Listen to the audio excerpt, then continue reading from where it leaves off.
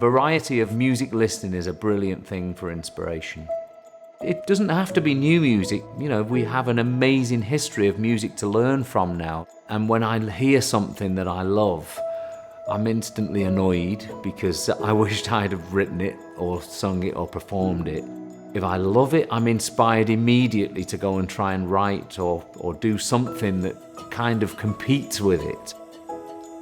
I think another great and simple, really simple way of keeping yourself engaged and inspired and full of ideas is get out the studio. Honestly, it's like sometimes you can be beating something up, wrestling an idea, and it's just not happening.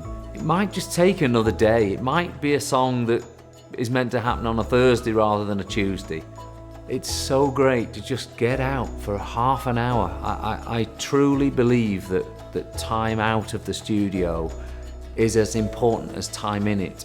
By just going out and having a walk, taking a little ride out, just something that gets you out of that headspace, it's a really good thing. And that's why I do all of my work from a laptop. Being mobile for me is the answer to a lot of problems, and it's the answer to keeping fresh for me, is to feel like I'm alive and I'm moving. And I'm sat there and I'm looking around and I'm programming, or I'm comping a vocal, or making music on the move. It's a new thing, and I think that's why I find it so inspiring and exciting. Another way of keeping inspired for songwriters and musicians, this is actually a trick I learned when I first worked with Babyface.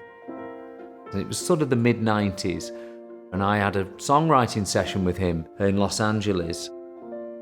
And I arrived at this session, I pressed play, and there was this instrumental of a record, and it had no vocals on there was no melody or lyrics or anything. It was literally just the instrumental of what sounded like a great song. And I was confused. What are we doing here? We're going to write the song on this. And it reduced our options. We had to write our verses and choruses to these chords that he'd written.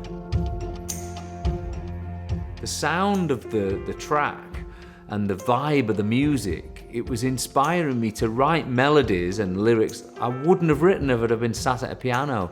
And I always remembered that.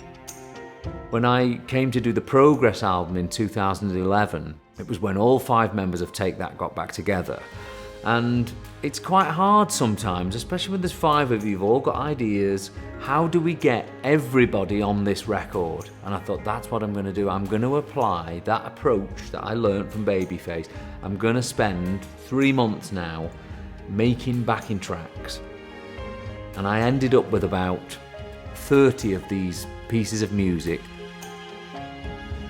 It meant that everyone wasn't waiting around for me to come up with something or create something or sit playing with bass drums, driving everybody crazy. I could hit play and I'd let everybody vibe for the whole 3 minutes, and then hit it again and everyone would vibe for another 3 minutes. Okay, everyone's ideas started to run out. Play another song, come on. Everyone changed direction, angles changed, new ideas, new lyrics. 2 or 3 times going, press play, another vibe, another song.